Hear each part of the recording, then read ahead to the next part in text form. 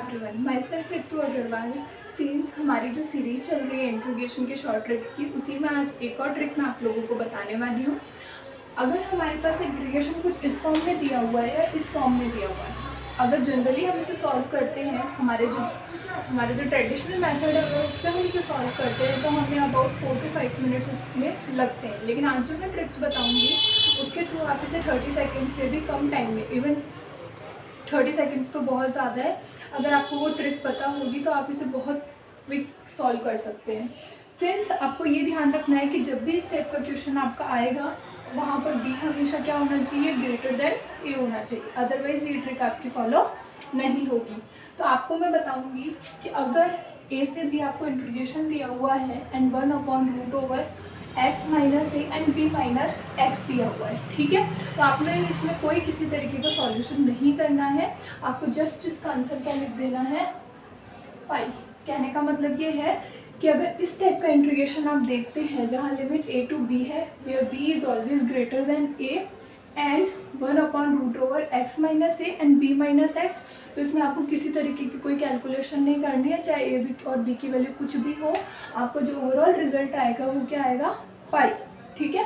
वहीं अगर ये 1 में ना होकर इस तरीके से लिखा हो तो इस टाइप का जब इंट्रीगेशन होगा तो उसको करने का एक सिंपल तरीका होता है और उसका आंसर होगा π/8 b माइनस ए का स्क्वायर। आपको ये ट्रिक्स बिल्कुल अच्छे से ध्यान में रखनी है कि अगर इस तरीके का होता है तो चाहे ए और बी की कोई भी वैल्यू किसी भी तरीके कोई भी वैल्यू के लिए लिखा हो, आंसर हमेशा पाई आएगा। और अगर इस तरीके से लिखा हो तो π/8 b माइनस ए का स्क्वायर, ठीक है। ये आपको हमेशा ध्यान रखना है, दैट π/8 b माइनस ए का स्क्वायर। अब इस क्वेश्चन को हम करते हैं, तो ये है हमारे पास में, आप देखेंगे x minus A and b minus X, तो इसका आंसर सिंपली क्या हो जाएगा, पाई।